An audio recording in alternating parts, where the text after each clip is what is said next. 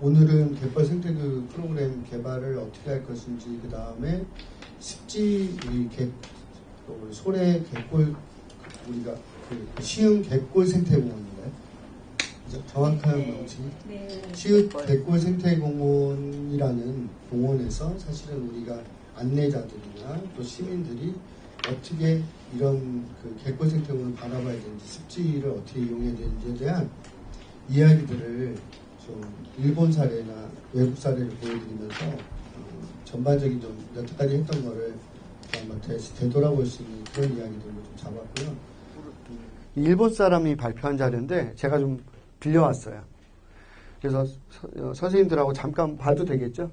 이게 후지산 자락에 있는 자연학교인데 일본에서는 30년, 87년에 만들어졌으니까 지금 30년 정도 아직 안 됐죠? 30년 안 됐어요. 이따 연도는 정확히 제가 기억이 안 나네. 80년대 초반에 만들었다니까요. 하여튼 보시죠. 이게 후지산이에요. 이게 3,776m 되는 산이 바로 자연학교 옆에 서 있으니까 얼마나 장관이겠어요. 해발. 여기에 시민단체가 이렇게 해서 역사를 제가 82년에 세워졌네. 이거 일본어로 됐지만 제가 설명을 다 할 수 있으니까 그림만 보세요.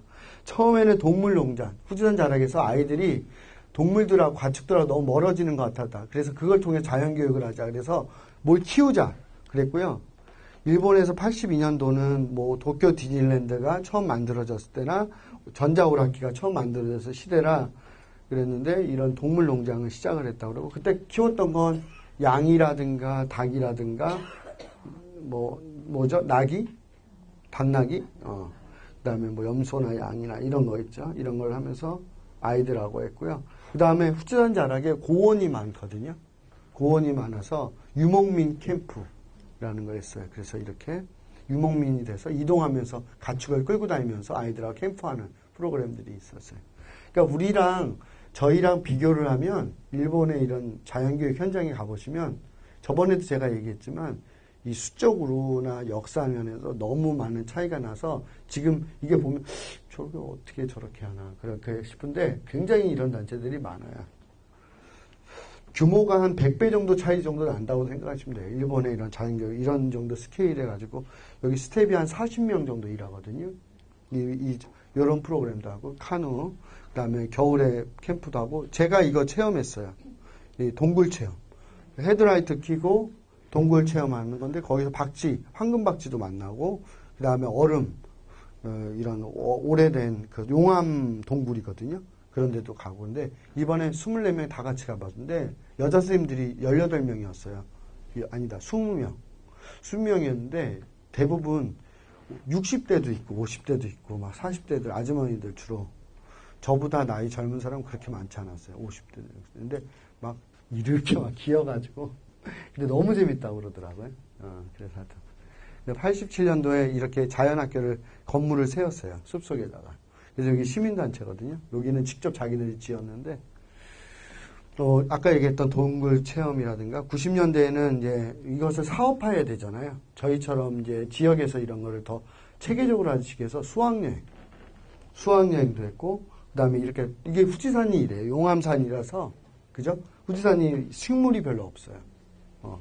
그래서 이렇게 하고 그다음 자연학교 저거 멀리서 봤을 때 이제 자연학교 모습이고 2000년대 돼서는 지금 우리도 마찬가지지만 위탁 사업을 하기 시작했어요. 여기서 만약에 우리 시흥 갯골 시민 모임 하면 비영리법인 등록을 해서 시흥시에서 운영하는 공원 이런 데를 위탁 운영할 수 있잖아요. 그죠? 일본도 2000년대 돼서 지정자 위탁 관리제도라는 법이 생겼어요. 그래서 그 법에 의해서 비영리 단체들이 위탁을 업무를 받게 법률적으로 우리나라는 아직 법률이 없어요. 그런 법. 그렇지만 할 수 있어요. 그렇기 때문에 지금 제가 저번에 얘기했듯이 수원시 같은 경우 요즘에 만들어진 청개구리관 가보셨어요? 안 가보셨죠? 한번 가보세요. 청개구리관은 선생님들 같은 이런 환경교육을 하시는 분들이 도토리 교실이라는 시민단체가 있거든요. 도토리 교실 들어보셨어요? 다음 카페에 가면 도토리 교실이 있어요. 거기에 그 도토리 교실이 위탁 운영이에요. 그 다음에 그 수원에 있는 기후변화 체험관 있죠? 기후변화 체험관은 수원 YMCA가 위탁 운영하고 우리나라도 거의 위탁 운영 많이 해요. 시흥시에서는 어떤 시설 위탁 운영하고 있어요? 예? 지금 환경단체는 위탁 운영하는 단체가 없을 거예요. 그죠? 시흥시는. 그죠? 간사님. 제일 잘할 것 같은데, 간사님. 몰라요? 관심 없어요. 자, 2000년대에 들어서는 자기가 남한테 정부의 돈이나 후원만 해달라고 그러는 게 아니라 자립을 해야 되는 거예요. 그죠? 그러려면 위탁 사업을 해야 돼요. 위탁 사업. 저희는 지금 강사를 띄려고 하는 거잖아요. 그죠? 우리 자아 성취도 되고 어떤 세컨드 잡으로서 가치가 있는 일이니까 그게 나쁜 게 아니잖아요. 근데 좀 더 맨날 기다리기만 하는 거야. 강사 연락 올 때까지. 그리고 너무 공급이 많어. 기회가 별로 없어요. 근데 우리가 그래서 이번에 프로그램 개발도 같이 해보시자고 그런 거잖아요. 근데 이런 것들까지 가기에는 한 10여 년 동안, 예, 뭐 20년 동안 내공이 있어야 돼요. 그래서 이런 양성 과정을 해요. 이렇게. 우리랑 똑같이 해요. 똑같아요, 여기랑. 시연도 하고. 그 다음에 사업을 규모를 확대했어요. 지역을. 그래서 여기서 시흥에서 만든 단체지만 저쪽 멀리 제주도에다도 분교도 세우고 강원도에도 세우고 그래서 체험 수학여행 프로그램 진행도 하고 그래서 2008년도에는 창립자였던 82년도에 창립자였던 히로세 대표가 후배 활동가들에게 줘야 되겠다 해서 사퇴를 했어요. 대표를. 그 다음에 새로운 도전 2010년에 새로운 도전했어요. 위탁 사업하고 자연체험 강의만 하면 안 되겠다. 그래서 일본에서 지금 핫한 이슈 세계적으로 제일 핫한 이슈가 뭐예요? 도시농업이잖아요. 우리 시흥에도 도시농업공원 만들려고 그러죠? 만들었나 이미? 있죠. 그래서 일본에서 도시농업, 그러니까 농업에 관련된 활동들, 생산자와 연계된 사업들, 그리고 이렇게 모내기 체험이라든가 기업의 후원을 받기도 하고 이런 것들. 그 다음에 먹거리 교육. 먹거리. 이거는요, 제가 번역했던 그 생명의 교실이라는 책이 있잖아요. 거기에도 일부 소개되어 있는데 우리가 보통 육식을 하잖아요. 육식을 하는데 우리 갯벌에 있는 것도 사실은 살아있는 생명들을 우리가 조개나 게를 먹는 건데 아이들이 닭고기 많이 먹는데 닭을 캠프 기간에 키워서 실제로 요리를 하는 거예요. 근데 그 과정이 반나절 걸리는 거예요. 기도하고 닭이 어떻게 해서 성장했는지 이야기하고 이것을 받아서 새로운 에너지를 해서 우리가 그 생명의 기운을 얻어서 일을 할 수 있다라는. 근데 한나절인데 거의 다 참가자들이 울 정도로 여기 울잖아요. 거의 울 정도로 그렇게 슬프다고 그러더라고요. 결국은 잘 맛있게 먹는데요. 먹기는 먹어야지, 그죠? 근데 이런 것들도 우리 야외 교육의 프로그램으로 집어넣는데 아주 경건하게. 사실은 우리는 슈퍼에서 닭이 나오는 줄 알잖아요. 그죠? 아이들이. 그리고 하나의 이 고기 한 점이 얼마나 얘가 진짜 그 하나의 생명에서 귀하게 나온 건데 우리는 너무 인스턴트화 돼 있고 상품화돼 있다 보니까 아이들이 그런 걸 잘 모를 것 같아서 이런 교육을 한다. 그걸 뭐라고 그러냐? 일본에서 식육 교육이라고 그래요. 먹거리 교육 들어보셨죠? 그런 것처럼 먹거리도. 우리 갯벌 교육이다 그러면 갯벌을 우리가 한자로 뭐 해라고 해야 되나? 바다의 자? 뭐라고 해야 되나? 한자로 염. 근데 해라고 하면 요즘에 일본의 그 유행은 무슨 육 이런 교육 이렇게 많이 해요. 그래서 숲에서 숲과 함께 아이들을 키운다 그러면 목육 교육. 그다음에 먹거리를 가져간다 그러면 식육 교육. 근데 이런 개꼴은 어떻게 하는지 모르겠네. 하여튼 해육 교육 뭐 이렇게 되겠죠. 그죠? 이렇게. 그다음에 시니어 그룹들이나 청소년들 대상으로 해서 도보라든가 뭐 이렇게 산보하는 거 있죠. 둘레길 요즘에 유행하잖아요. 그런 거 걷기 교육, 건강 교육. 그다음에 뭐 이런 체조 같은 것도 하고 요즘에 제일 비싼 게요. 뭐냐면 이거 사업적인 얘기를 왜 하냐면 이렇게 환경 교육을 하면서 이런 여러 가지 일들이 있다라는 걸 좀 소개를 해주고 싶어서 아마 선생님들 20년 뒤에는 아우 그때 오창길이라는 사람이 그런 얘기했는데 그럴 거예요 아마. 근데 미리 그래서 앞서가야 돼요. 근데 맨날 와서 자연놀이하고 그거에서 머무르면 안 된다는 거죠. 이거 뭐하냐? 제일 핫한 이슈가 뭐냐면 힐링, 명상. 그런 거는 그 다음에 단식, 숲에서 하는. 굶기는데 한 참가비가 2박 3일이면 5, 60만 원 하는 캠프들 되게 많아요. 단식원들. 굶기면서도. 한 30명만 모이면, 그죠? 근데 실제로 선해빌이나 단식원 가면 소금만 주고 굶기고 대부분 50만 원, 100만 원 이렇게 받거든요. 명상하고. 근데 이런 것도 있고. 그 다음에 삼림, 감벌, 수비 관리가 안 되잖아요. 그래서 삼림 활동. 그 다음에 이런 것들 하고, 이렇게 감벌 활동하고, 이런. 그 다음에 생활적으로 농가랑 연결돼. 우리 같은 갯골 문화를 살리는 거겠죠. 이런 거를 지역 주민하고 하고. 그 다음에 국제교류하고. 외국인들 많이 보이죠. 자이카, 우리 코이카에서도 위탁을 받아야 돼요. 이런 갯골 공원에 외국인들 해서. 특히 동남아시아는 이런 걸 많이 해야 되거든요. 그래서, 그 다음에 뭐, 그때 자연학교 했던, 근데 규모를 볼게요. 연간 이 학교, 호러스 자연학교 오는 분이 3만 명. 어마어마하죠?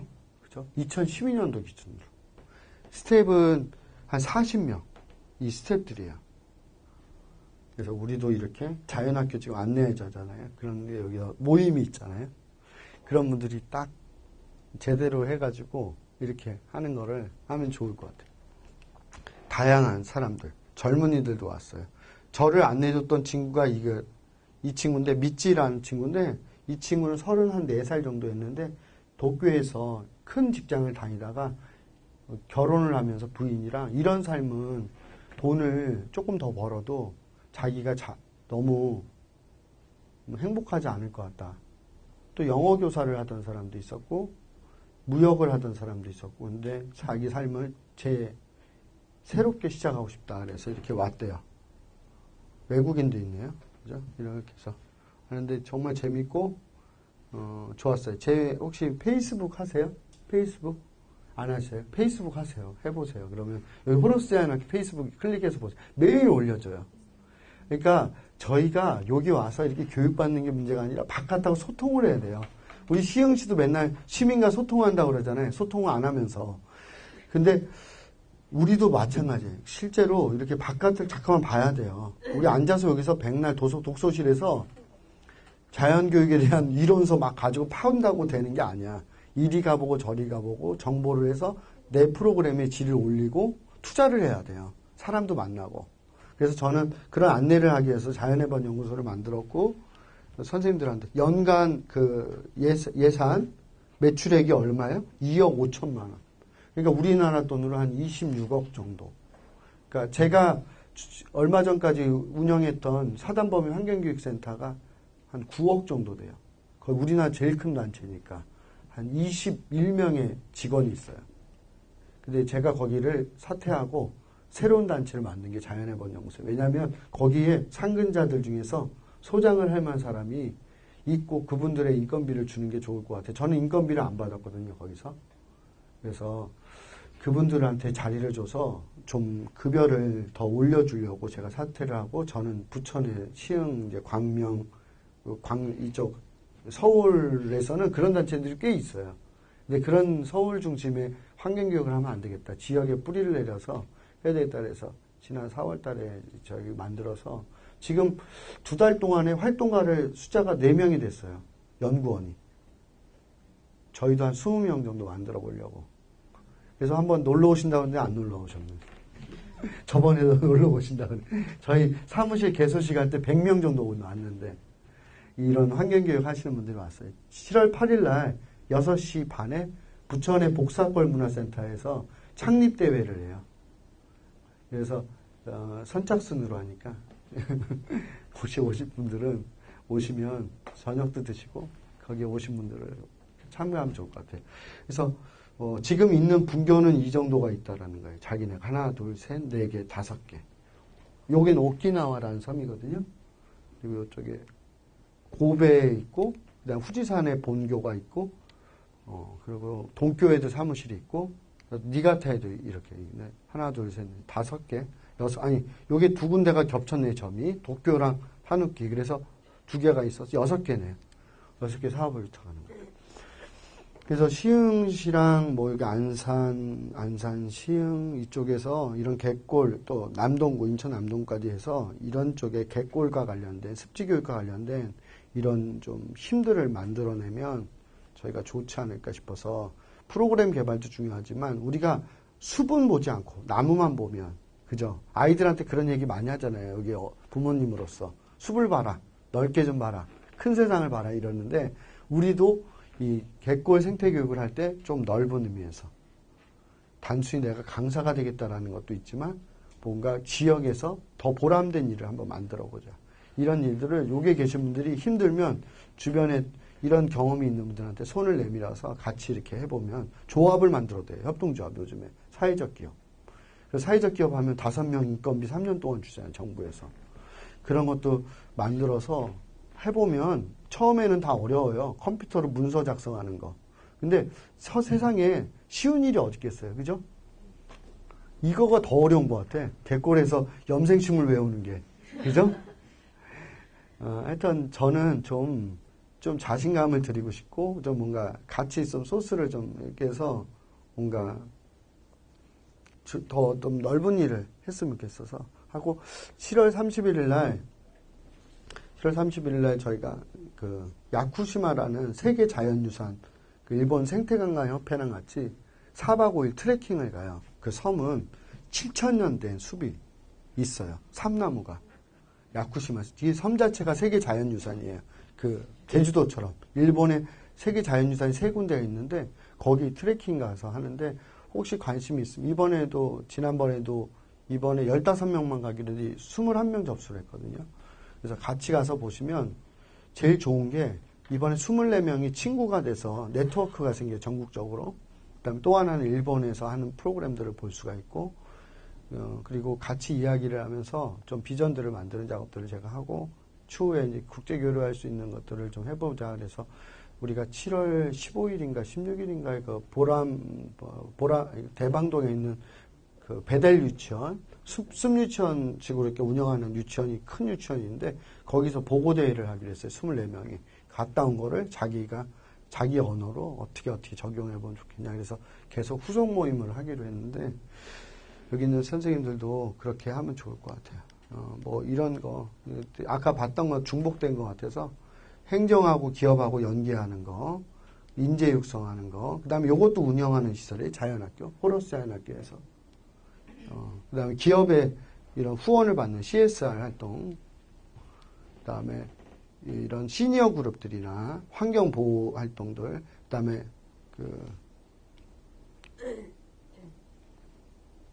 요것만 읽고 제가 본론으로 이제 요거 저희가 오늘 하려는 프로그램 개발할 건데 사람과 자연 지역이 공생하는 삶을 한 사람 한 사람 만들기 위한 것이 이 호러스 자연학교의 미션이다.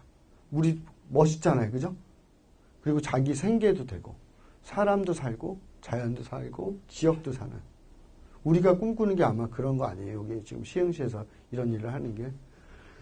그래서 당장은 시연하는 프로그램이 머릿속에 가득 차서 고민이 되겠지만 이런 것도 생각하고 그죠? 우리가 이런 프로그램도 고민하고 해야지 아마 자신감을 얻어서 할 수 있지 않을까 싶습니다. 이거는 제가 저번에도 말씀드렸듯이 제가 2003년도에 갔던 그 캐나다 밴쿠버에 있는 자연공원인데요. 달팽이랑 뭐 도룡뇽 이런 거 해서 만들어 놓은 것 같은데 이게 사인판이거든요. 입체적으로 좀 되게 예쁘더라고요. 그래서 이 안내판 하나로 이 공원의 특징을 잘 설명한 것 같아서 우리가 프로그램을 할 때 굉장히 다양한 재료가 필요한데 그림 한 장, 사진 한 장 가지고도 수업을 할 수가 있고 그다음에 요거는 후지산에 제가 아까 방문했던 그 후지산 그 호러스 자연학교 모습이에요.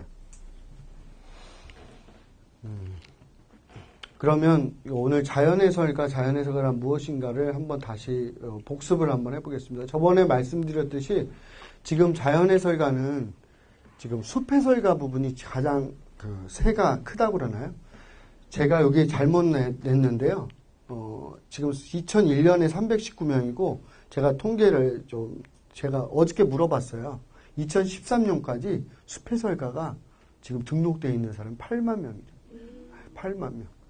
그래서 지금 국가 자격증을 가지고 계신 분은 몇천 명이지만 실제로 이런 프로그램들을 지도자 과정을 이수하신 분이 그리고 우리가 지금 하는 분들은 제가 앞으로 만들고 싶은 거는 시흥에서 한번 만들어 보세요. 습지해설가협회. 숲해설가협회는 있잖아요. 그죠? 우리 습지해설가협회 하면 좋을 것 같아요. 그죠?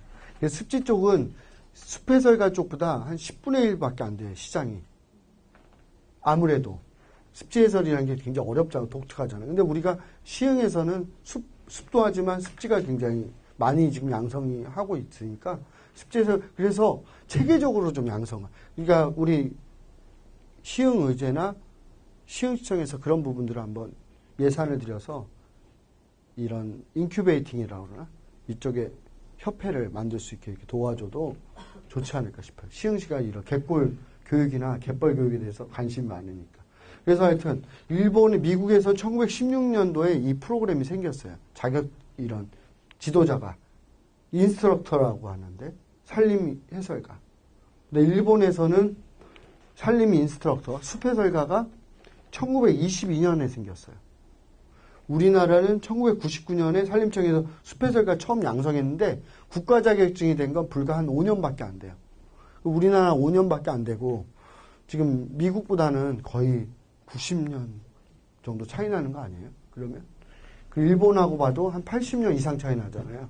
그러니까 국립공원이나 도립공원이나 마을의 도심공원에 가도 이런 프로그램들이 하는 분들이 우리보다 많겠죠. 그죠? 많고 교재도 많고 프로그램도 많고 지원이라든가 이런 후원들도 좀 많을 수 있을 것 같아요. 국립공원관리공단에서나 산림청에서 환경부에 속해 있는 게 국립공원관리공단이고 그다음에 산림청에 있는 게 그 휴양림이고 그다음에 지금 해양수산부 말도 많은 해양수산부에서 하는 게 지금 습지 프로그램 인증제라는 걸 하는 것 같아요. 프로그램을 인증해 사람을 인증 안 하고 해양수산부는 제가 거의 인증위원을 지금 5년째 하고 있는데 인증을 받으려고 하질 않아요. 신청을 안 해요. 왜? 인증 받으나 안 받으나 뭐 그게 돈이 되는 것도 아닌데 근데 숲해설가는 서로 지금 인천 녹색연합에서 숲해설가 양성하는데 제가 강의를 최근에 몇 번 나갔거든요. 거기는 강의실 꽉 차요. 돈이요. 한 60만 원, 50만 원 넘거든요. 그 과정이. 숲해설가협회에서는 하는 건 100만 원도 넘는다고 그러던데 130만 원이요? 그러니까. 근데 우리는 공짜죠, 여기. 아니에요? 얼마예요? 5만 원. 지금 심화가죠. 그러니까 거의 공짜 아니에요. 그죠? 우리 밥 먹는 것도 있으니까 자료도 받고 그러니까. 근데 우리가 지금 숲해설가 쪽은 이렇게 예전에 공짜로 해도 다 왔는데 지금 130만 원에서 숲해설가 자격증 하나 가지려고 그러는 거예요. 시니어 그룹들이랑 주부, 그다음에 청년들도 요즘에 이런 직업을 갖기를 원하는 사람. 그래서 꽉 차 있어요. 숲해설가 협회는 막 대기자도 있다고 그러더라고요. 웬일이래요, 이게. 그래서 우리 습지해설가 협회도 가칭 앞으로 그렇게 되지 않을까. 제 생각에. 왜냐하면 지금 몇만 명이 받았을 거예요, 아마 습지교육을. 근데 자격증을 안 주잖아요, 그죠? 국가 자격증을 해양수산부에서 만들면 되는 거예요. 근데 그걸 노력을 안 하고 있어. 왜? 여기 있는 사람들이 별로 의욕적이지 않으니까. 거기는 숲해설협회나 숲해설에 관련된 단체들이 되게 압력단체처럼 막 이렇게 해요. 제안도 하고, 그럼 예산 편성도 많이 하고, 그럼 산림청장도 와서 이런 데 축사하러 오고, 그러거든요. 그래서 저희가 습지해설가 과정을 이런 걸 한번 만들어 보면, 이런 것도 녹화되니까 좀 부담스럽네. 괜히 정치적 발언하는. 아니, 그냥 제 생각에는 습지해설이라는 게 좀 더 체계적이었으면 좋겠다라는 얘기를 제가 하려고 그래요. 단순히 습지만 안다고 그래야 되는 게 아니라 사람이 하는 일이잖아요. 근데 사람이 열심히 할 수 있는 기반을 만드는 게 중요해. 내가 여기 와서 그냥 너 시간이 있으니까 와서 습지해설 교육받아 그러면 안 받죠. 뭔가 선생님은 왜 오시는 거예요? 습지에 대해 공부할 때 진짜로 솔직히 습지에 대한 공부만 하면 돼요? 아니요, 이제 접목해서 해설도 해보고 싶으시죠? 선생님은 왜 오신 거죠, 여기? 제일 큰 이유. 네? 내 주변에 있는 환경 무슨 풀이나 뭐 꽃 이런 것 같은 거 지나다니면서 좀 그런 데 관심이 좀 있어요. 아, 자연을 사랑해서 관심을. 이름만 알면 돼요. 일단 이름부터 알고. 처음부터 뭐 다 모든 걸. 그러면 또 다른 또 좀 장기적으로 비전은 없어요. 이거를 직업으로 삼고 싶다든가 아니면 뭐 지금도 하시는 일이 있으신데 여기 오시는 거잖아요. 생업을 포기하고 한 4시간이면 엄청난 시간인데 그죠? 그래요. 뭐 생업을 포기한 건 아니고. 포기하고 아니고 거기에 누가 일하는 사람이 있어요? 대신해 줄 수 있는 엄청난 결의인데 사실 그죠? 이렇게 잘 직업이 있는데 여기 와서 4-5시간씩 해서 우리가 몇 수십 시간 이거 하는 거 아니에요? 몇 시간이에요? 4시간씩 지금 80시간을 여기에서 하면 뭔가 건지는 게 있어야 되는데 그죠? 자격증을 줘요? 수료증. 아. 그래서 저희가 사실은 민간 자격증도 괜찮거든요. 일본에 보면 비오톱이라고 해서 이런 생물 서식 공간 조성하는 자격증도 있고 그걸 프로그램하는 자격증도 있고 별의별 자격증이 다 있어요. 뭐 어떤 자격증은 어린이 자연 지도사도 있어요. 어린이를 자연에서 어떻게 지도할 것인지 이게 뭐 유아교사가 할 일인지 숲해설가 할 일인지 뭐 많잖아요. 그죠? 근데 가보면 너무 많은 사람들이 와요. 그런데 왜? 다양하게 공부를 해보고 싶은 거예요. 지금은 우리나라는 거의 무료 강좌가 많아요. 그러다 보니까 저는 지금 그 유료로 하고 있는데 저희 연구소에서 저는 자기가 공부할 때 자기가 돈을 내야지 아까워서 열심히 한다 생각하는 사람이에요. 저도 그렇게 돈을 많이 들여서 공부를 했고 공짜 강의로 이렇게 뭐 죄송합니다. 뭐 이런 무료 강의 수강을 해볼 기회가 거의 없었던 것 같아요. 주로 대학원에서 한 600만 원, 700만 원 내고 사실 별로 듣는 것도 없어요. 내가 하는 거지 그 사람 별로 하는 것 같지가 않아. 근데 내가 들을 때마다 계산을 해보니까 30만 원씩 내더라고, 한 시간에. 사실 뭐 수업 해봤자 얼마 듣지도 않는데 10주밖에 거의 수업 안 하거든요. 근데 그게 한 주에 거의 60만 원, 70만 원, 두 과목에. 거기다가 돈이 또 책도 많이 사야 되고 막 많잖아요. 그리고 저도 이제 일본에서 공부할 때도 돈이 많이 들었는데 본전 생각이 나잖아요. 그죠? 그러니까 선생님들도 이렇게 좀 조건이 좋을 때 확실하게 배워뒀다가 선생님들이 이제 더 좋은 일을 할 때는 뭔가 자격증도 있고 그런 일을 했으면 좋겠어요. 하여튼 자연해설가는 저번에 들었던 분도 있지만 따라해보세요. 교육자, 탐구자, 전달자. 세 가지 역할이 있거든요. 이런 해설을 하는 분들. 교육자는 실제로 교육을 하는 사람이에요. 교사와 같은. 그 다음에 탐구자는 뭐냐? 탐구를 하는 거예요. 연구를 하죠. 우리가 습지에 있는 염생식물이나 거기 있는 저서생물들 연구를 하고 조사를 하잖아요. 그런 탐구자의 기능이 있고 또 제일 중요한 건 전달자예요. 가치와 의미를 전달하는 사람. 그래서 저번에 제가 이 습지 해설가나 숲 해설가를 그 영어로 표현하면 뭐라고 그랬죠? 기억이 안 나요? 뭐라고 그랬죠? 들으셨잖아요, 저한테. 그죠? 강의. 아, 그러니까 또 해도 괜찮겠네. 다 까먹었으니까. 아, 영어로 인터프리터라고 해요. 기억나시죠? 인터프리터는 뭐냐? 원래 뜻은 1916년인가 18년에 일본에서, 미국에서 그 직업이 숲해설가라는 직업이 안 나올 때는 찾아보시면 네이버에게 물어보시면 알겠지만 통역하는 사람이나 번역하는 사람을 인터프리터라고 해요. 번역을 해줍니다. 근데 왜 숲해설가나 습지해설가를 그 인터프리터라고 하나? 자연과 사람과의 통역을 해줘요. 해설을 하는 거죠. 그죠? 그래서 우리가 이 전달자의 역할을 해야 된다. 세 가지를. 왜냐하면 남에게 이야기를 해줘야 되잖아요. 그죠? 전달을 하는 거. 중간에서. 우리 부동산 중개인이 있잖아요. 살려는 사람과 팔려는 사람이 중간에 부동산 중개인이 있어야지 안심하잖아요. 물론 그 두 사람이 계약해도 되는데 아이들이나 시민들이 직접 객골에 와서도 많은 걸 느끼겠죠. 우리가 없어도. 근데 우리가 있으면 더 확실하고 안전한 거예요. 그래서 우리가 이런 세 가지 역할을 한다라는 거를 좀 생각해 보시면 될 것 같고요. 그 다음에 두 번째는 자연해설가의 자세와 역할인데 여기서 한번 쭉 보세요. 보시면 여기서 아마 다 공감이 가는 여태까지 했던 얘기인데 자기가 잘 못하고 있는 걸 한 가지 한번 생각해 보세요. 10가지 중에서.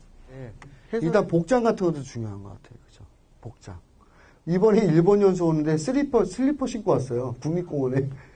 원장님이. 그런 거 안 되죠. 그죠? 그리고 나는 괜찮아 그러는 거예요. 쪼리 신고. 여자분인데. 근데 그렇게 하면 신뢰감이 떨어져요. 그죠? 강사가. 그러면 안 될 것 같아요. 그리고 막 파여진 티셔츠나 그죠? 노출이 심하거나 또 너무 자연에 갔는데 형광색 같은 걸 입으면 되겠어요? 그럼 안 돼요. 조금 자연 지도자 같은 느낌이 날 수 있게 선생님들 모자도 잘 하시고 뭐 이렇게 조끼도 잘 입고 가방도 그렇고 잘 하시더라고요. 두 번째, 어떤 분은 해설할 장소에 먼저 가서 조사를 해야 되는데 조사를 못하는 경우가 있어요. 그래서 꼭 먼저 가서 해야 되고 그 다음에 참가자를 환영하고 자신을 소개한다. 그래서 그 다음에 네 번째는 해설할 장소를 설명한다. 쉬운 객골은 여러분들이 제일 잘하는 곳이잖아요. 그러니까 쉬운 객골에 대한 이해. 내가 특히 화자가 자신의 경험을 빗대서 하는 게 되게 좋아요. 내가 쉬운 객골과 관련된 경험들, 추억들. 여기 계신 분들 절반은 쉬운 객골과 아무 경험이 없어. 그죠? 그냥 여기 시흥에 시집 왔어요. 그죠? 이사 왔어.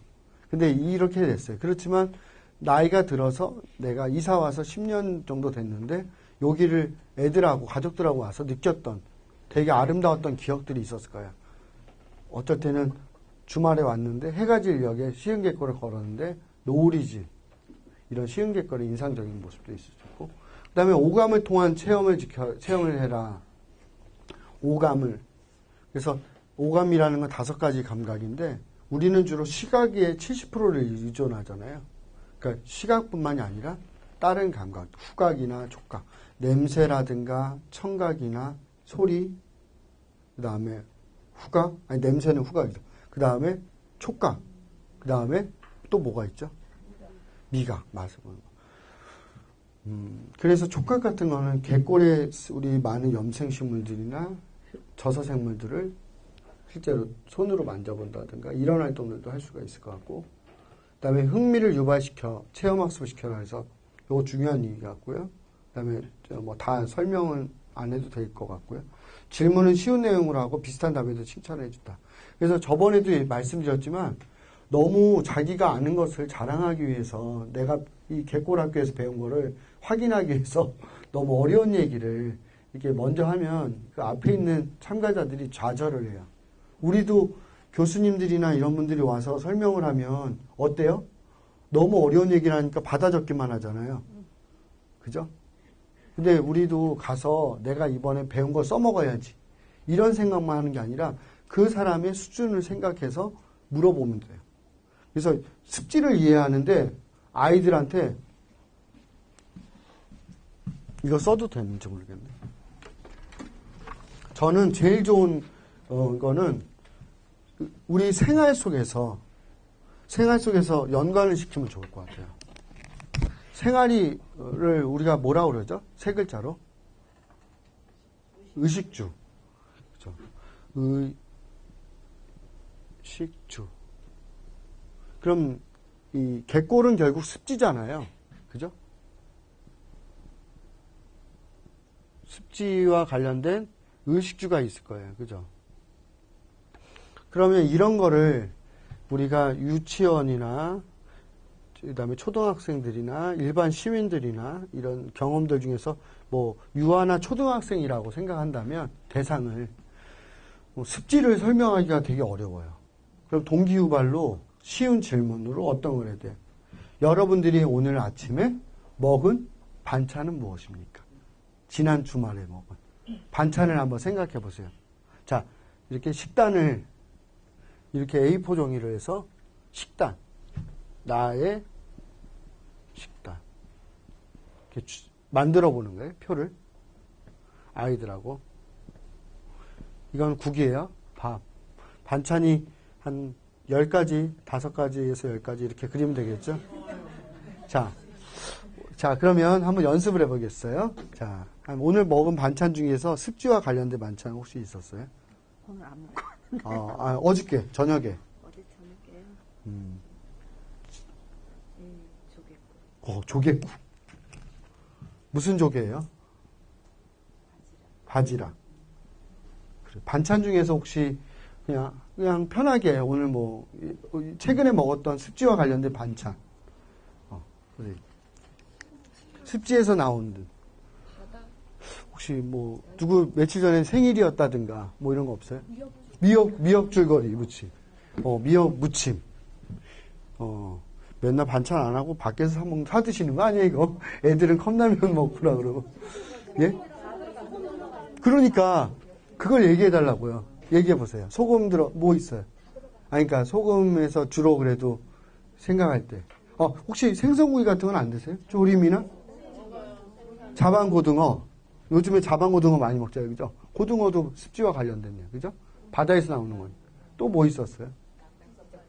낙지젓갈. 낙지젓갈 좋네, 그죠? 갯벌에서 특히. 또 뭐 있어요? 산낙지를 집에서 반찬으로. 그 다음에 또 뭐 있어요? 어저께 해산 멍게 드셨어요. 우리 주로 이제 디프리 반찬. 오징어 새끼는 또 뭐야? 오징어젓 또 뭐 있어요? 멸치. 그죠? 우리 무슨 국 끓일 때 멸치 많이 넣잖아요. 그죠? 김을 먹을 수도 있어요. 그죠? 이렇게 아이들하고 이게 일들을 습지라는 걸 설명할 때 의식주랑 연관시키면 아마 재밌는 이야기, 특히 먹거리. 이러면 우리는 사실 습지와 굉장히 많은 연관을 가지고 이렇게 살고 있어요. 우리 생활에서 단순히 육지에서만 나오는 것만 먹는 게 아니라 습지에서 나오는 음식물들을 먹어야지 생활을 유지할 수가 있어요. 애들이 이런 걸 하면서 습지와 사람이 얼마나 많은 연관을 짓는지, 그죠? 관련이 있는지 이런 걸 알 수가 있을 것 같아요. 자, 이런 거는 유치원이나 초등학생들한테도 걔네들한테 갑자기 얘기하는 것보다 내가 자석으로 이렇게 판을 하나 만들어서 애들이 먹을 수 있는 가능성이 있는 거. 김, 그 다음에 조개국, 뭐, 미역 묵국, 뭐, 생선 조림, 아니면 아까 얘기했던 오징어 튀김. 우리 요즘에 그 분식집에 가면 오징어 튀김들 많이 팔잖아요. 그죠? 아이들이 좋아할 만한 것들로 뒤에다가 자석 붙여놨다가 이런 게 있어요. 이런 게 있어요. 여러분도 오늘 먹은 거 있나요? 그래서 이렇게 많은 우리 식단이 식생활에서 습지와 관련이 되겠죠. 이렇게 얘기를 하면 애들이 이렇게 습지에서 이게 나오는 거구나. 갯골만 꼭 얘기할 게 아니라 습지와 사람의 생활과 식생활과 관련. 이런 수업은 도입 프로그램은 좋잖아요. 그죠? 그래서 내가 관련이 있다라는 걸 제가 했던 수업인데 예전에 그 다음에 유연성을 가지고 다양한 상황에 대비하라. 그 다음에 부드럽고 정감이 가는 목소리로 학습 분위기를 살린다. 우리 이따가도 다시 또 한 번 얘기하겠지만 제일 중요한 거는 학습자가 너무 권위적이거나, 그죠? 학습자가 너무 목소리가 작거나, 그 다음에 정감이 없는 목소리거나, 이러면 듣기가 싫어요. 그죠? 우리도 그런데 혹시 일기나 다른 해설가들이 해설할 때 참가해 보신 적이 있어요? 네. 많죠? 네. 어디 가서 방문했더니 해설을 하는 사람이 너무 마음에 들어. 귀에 쏙쏙 들어오는 경우가 있죠. 어떤 사람은 그냥 얘기부터가 좀 짜증스러운 얼굴을 피곤해가지고 그런 사람이 있어요. 그죠? 나는 어떤 사람일까? 그죠? 그렇게 생각을 하면 좋을 것 같고, 그다음에 보조 재료를 최대한 활용하라. 이건 뭐냐면 교구를 사용하라는 거예요. 우리가 저번에도 일기 시연할 때 제가 했는데 뭐 소금을 가져온다든가, 예를 들어서 갯골에 있는 식물도 막 뜯어서 가져왔어요. 시연하는데. 그다음에 사진도 직접 찍은 거 코팅해서도 가져왔어요. 내일도 아마 이런 걸 가져와서 하셔도 돼요. 그러니까 수업 짤 때 이런 아이디어가 있다. 자기가. 아니면 뭐 이렇게 처음에 습지와 사람과의 그런 뭔가 교감을 하기 위해서 갯고동 같은 거 있죠. 그런 소라 이런 거 가져서 바다의 소리를 들어보자. 교실에서 할 수도 있잖아요. 그죠? 실내에서도. 아니면 입구에서 뭔가 조개 껍질이라든가 뭔가 그런 걸 가져다가 이렇게 탁 보여주면 이런 게 있다라는 거 알려주면 좋을 것 같아요. 그 다음에 쉬운 말로 아까 했고 유머는 피로를 풀어준다. 그래서 유머 있는 사람이 돼야 돼. 그죠? 그다음에 자연을 훼손하지는 않는 범위에서 훼손하라. 근데 가다 보면 좀 훼손도 일부 좀 채취도 해야 되잖아요. 그런 건 미리 좀 사전에 하고 학생들한테 충분한 이해를 구하면 될 것 같고요. 그다음에 최고로 요즘에 중요한 게 안전 13, 14번 응급처치. 그래서 안전에 대해서 혹시라도 지난번에 무슨 서천인가 서산에서 때 해병대 캠프 할 때 보면 물이 들어왔는데도 안전하게 대피를 안 했잖아요. 그죠? 저번에 예전에 제가 95년도인가요? 갯골에서 조사했었는데 영종도에서 했는데 송도인가 영종 잘 기억이 안 나는데 강화도다. 강화도에 이 책에 나오는 남단 장아리 갯벌이 있어요. 해양탐구 수련이 있는데 거기는 갯골이 이렇게 들어가 있어요. 이런 식으로. 육지가 이렇게 돼 있고 여기가 근데 바닷물이 들어오면 그죠? 이쪽 불이 좀 빨리 들어오잖아요. 그죠? 근데 내가 너무 여기만 보고 생각하는 거예요. 그럼 이렇게 해서 물이 빨리 들어오더라고요. 속도가 빨리 들어와. 근데 갇힐 수가 있어요. 아주 위험하더라고요. 그래서 최대한 그런 물때라든가 이런 거를 잘 알아야 돼요.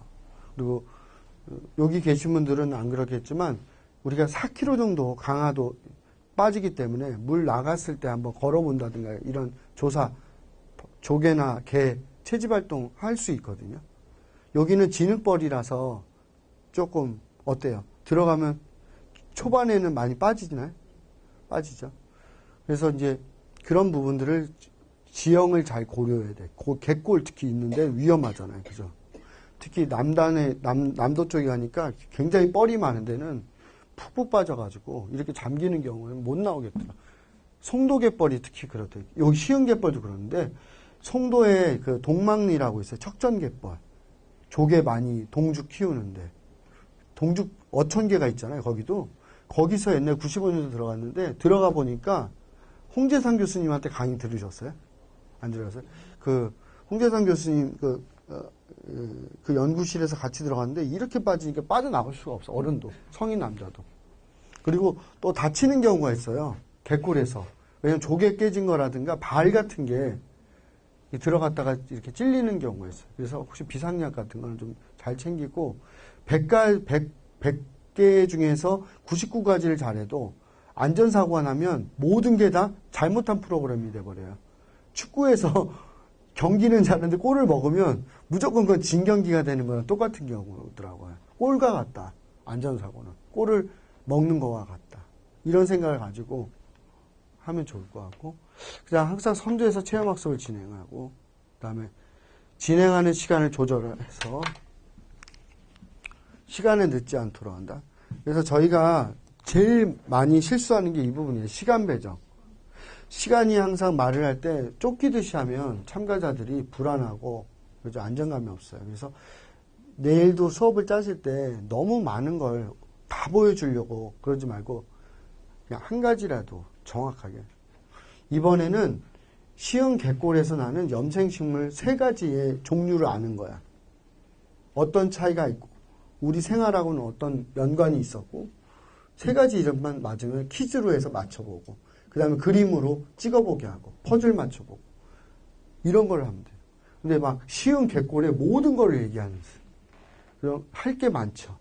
근데 많이 얘기한다고 좋은 게 또 아니죠. 아이들한테 만약에 지금 이제 7월이잖아요. 도요새 혹시 탐조해 보셨어요? 도요물대새? 그러면 도요물대새가 어려운 새이긴 하지만 알락거리 마도요. 그죠? 그런 거 한다 그러면 알락거리 마도요와 마도요의 차이점을 한다. 예를 들어서 수업 안에. 그러면 제가 예전에 15년 전에는 이렇게 해봤어요. 이렇게 학습지도 만들고 여기에 있는지 모르겠는데 집에 다 버렸을 거예요. 예전에는 여기 있다. 이렇게 그려가지고 이걸 좀 크게 확대를 해가지고 이거를 잘랐어요. 칼로 코팅을 해서 마지막에 정리 활동은 퍼즐 맞추기 해서 이 형태를 확실히 알게 하는 거. 도입 전개 정리가 확실히 돼야 돼요. 그냥 많은 걸 알려주고 이 사람이 알았는지 모르는지 생각도 안 하고 혼자서 떠드는 분이 있어요. 그런 건 안 좋고 정리활동은 충분히 5에서 7분은 꼭 가져요. 40분 수업입니다. 내가 얘기한 걸 제대로 알고 가는지. 저도 마찬가지겠죠. 그죠? 숲해설가는 어떤 사람이라고 그랬어요? 여기 써져 있잖아요. 그렇게 물어봐 줘야 돼요. 그죠? 선생님들은 다 잘 아실 텐데 이렇게 교구도 만들고 학습지도 만들어서 정리활동도 해야 돼요. 실제로. 근데 이거를 야외에서 하기 힘들면 내가 코팅해서 들고 퀴즈식으로 해도 돼요. 아니면 2인 1조로 우리가 쉬운 객골에서 제일 많이 볼 수 있는 생물이 뭐예요? 그냥 아무거나 생각해 보세요. 잠깐만요. 이거 지우고 마도요랑. 그러면 이거를 2인 1조 정리활동은 퀴즈로 하는 거예요. 아니면 7개. 그 다음에 7개가 많아요. 농개 하나 하고, 그 다음에 염생식물 중에서. 그 다음에 소금도 거기서 나오죠? 그러면 이거를 우리 카드를 만들어서 그림으로, 그림과 사진이나 그림, 뭐, 글로 해서 2인 1조로 우리 설명하기 아시죠? 뒤에다 대고 하는 거. 스피드 퀴즈. 그걸 말이나 행동으로 설명하는 거야. 배운 거를. 그럼 애들이 자기가 배운 걸 가지고 설명을 하겠지. 그죠? 그러면 얘가 어느 정도 알았는지 선생님 알 수가 있어요. 우리 10명 정도 가르친다 그러면 5쪽 해서 상품을 주는 거예요. 상품. 저도 오늘 상품을 가져왔네. 뭐 이렇게 손수건을 하나 준다는 거예요. 예를 들어서 예쁜 거기서 나오는 뭐 사진을 가지고 그 열쇠고리를 만든다든가 아니면 제가 많이 했던 건 그 책꽂이, 책갈피 이렇게 염생식물 이렇게 해가지고 아파해가지고 이렇게 하는 것도 좋아하고 그래서 애들이 그러면 더 열심히 하겠죠. 정리를 하고. 그 다음에 참가자에게 편안히, 요건 됐고, 그 다음에, 대부분, 아까 했던 얘기들이 비슷한데요. 그렇게 우리 숲해설가의 습지해설가, 자연해설가 자세의 역할은 습지이건, 자연이건 다 비슷한 것 같아요. 여기까지 혹시 궁금하신 거 있으세요? 우리가 없으시죠? 그러면 넘어가도록 하겠습니다. 그 다음에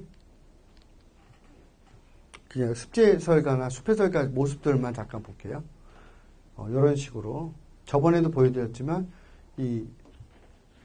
이번에 시흥에서도 의제에서 습지를 간다고 그러시더라고. 강 국장님이 10월달이나 11월달에 그죠?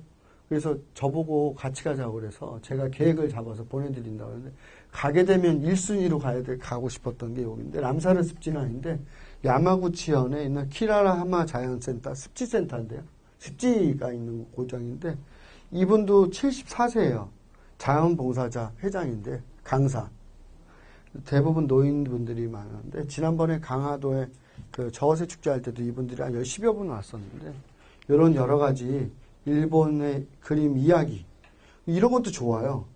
이게 넘겨서 하는 이야기 있잖아요. 그걸 뭐라고 그러지 한국말로? 동화구연이라고 그러죠. 아니 이렇게 큰 그림책 큰 그림책을 일본어라는 카미시바이라고 해서 이렇게 넘기면 뒤에 대사가 있어요. 이야기를 들려주는 거예요.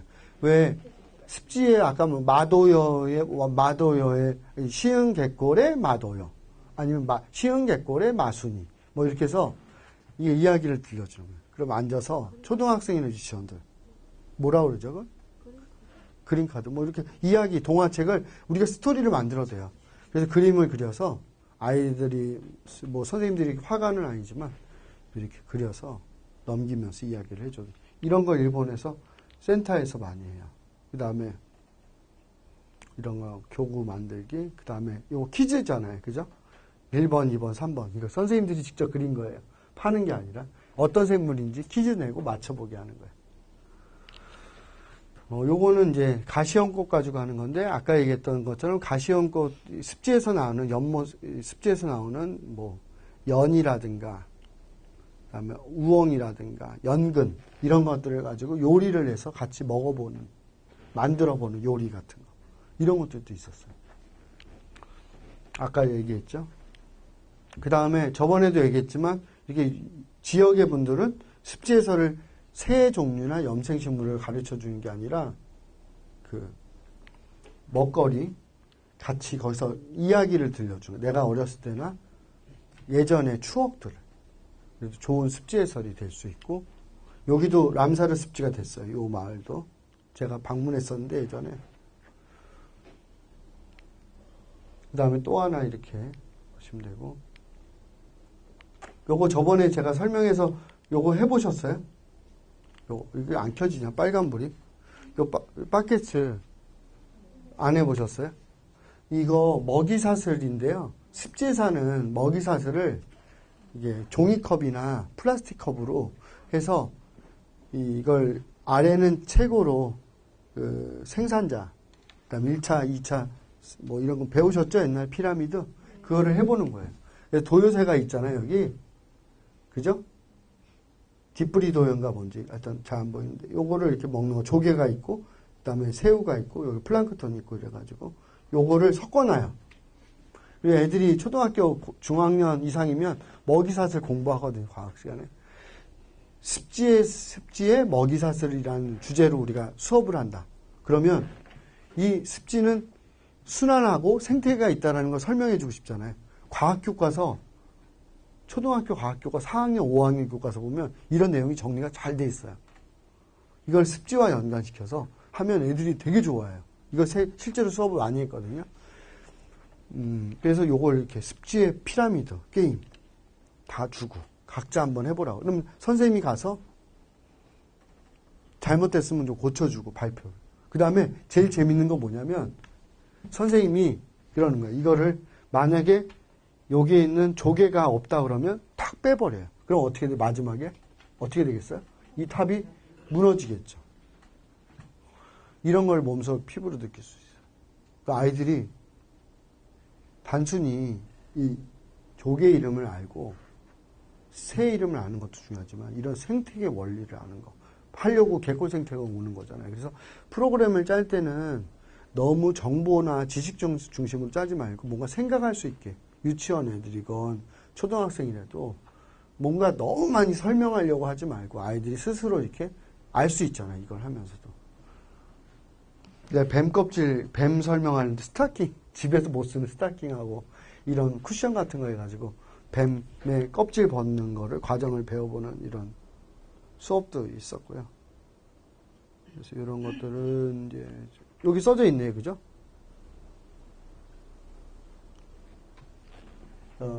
자, 자연해석의 유형 아까 얘기한 것처럼 되게 자연해석가 똑같이 교육을 받아도 되게 다르게 얘기해요. 그래서 우리가 햄이라는 미국의 이 해설가를 연구하는 사람이 정리를 했어요.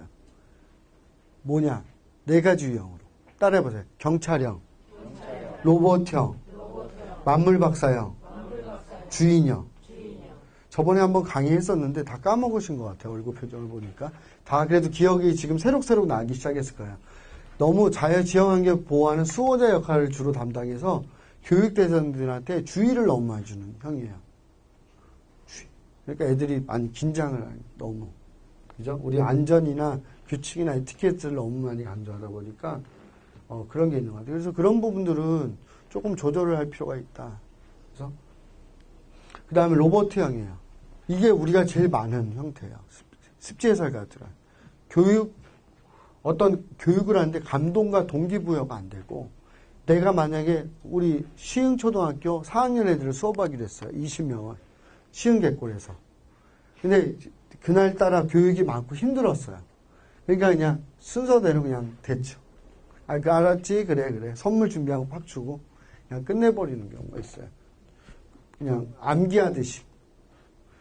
근데 그런 거보다는 어떤 요구나 질문이라든가 아이들하고 뭔가 체험할 수 있는 행사들. 그러니까 보통 우리가 처음에 하다 보면 긴장해서 또 이럴 수가 있어요.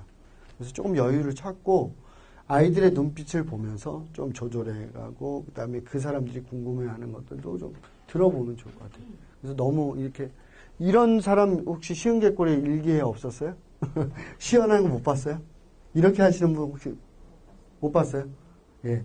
이렇게 하는 경우가 있으면 이제 조금 변화를 줘야 되겠죠. 그 다음에 만물 박사요. 이 해설을 많이 하다 보면 최고로 이렇게 돼요. 왜냐하면 내가 부족함이 없어요. 모든 것을 다 알고 있어. 그동안 너무 많은 공부를 하고 연구를 해서. 그래서 참가자들이 나보다 다 더 잘할 수가 있어요. 특히 애들이요. 우리보다 더 많이 할 수도 있어요. 근데 그 사람들의 의견을 받아줄 수 있는 아량이 있어야 돼요. 근데 내가 아는 게 진리라고 생각하는 사람들이 있어요. 그렇게 하는 것보다는 조금 참가자들이나 주변의 분들의 의견을 좀 들어서 하면 좋을 것 같습니다. 이게 제일 좋은 형태인데 교육 대상자를 자신의 손님으로 인식하는 형태.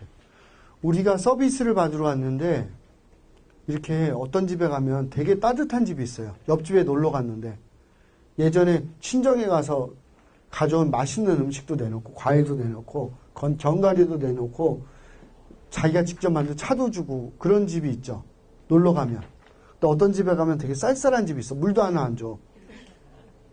그래서 진짜 친한 친구인데도 그런 사람이 있어. 그 사람이 그걸 잘 몰라. 깍쟁이라서가 아니라.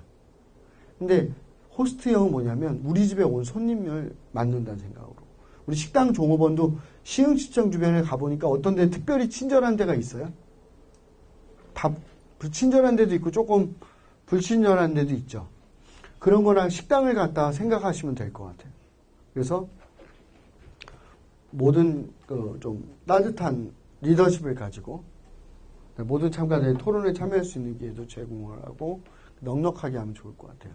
그래서 여러분들은 지금 얘기했던 경찰형, 로버트형, 만물박사형, 호스트형 중에서 호스트형으로 우리가 갈 수 있도록 그러려면 아무래도 제일 중요한 거는 지식이나 정보보다는 마음가짐인 것 같아요. 내가 이 일을 왜 시작했나. 그죠? 이게 만약에 직업으로만 생각한다 그러면 나는 내 시간을 그냥 채워야지. 2시간을. 빨리 가야지. 뭐 좀 할 일이 있는데. 이렇게 하면 이 교육 자체가 그냥 시간을 많이 때우는 형태로 돼버릴 수도 있고 아무래도 준비하는데 마음가짐이 다르면 아무래도 이런 형태로 나올 수가 있을 것 같아요. 그래서 4가지의 어떤 해설가 유형을 잘 생각해서 나중에 직접 시연을 하거나 해설을 할 때는 꼭 생각해 보시면 좋을 것 같습니다.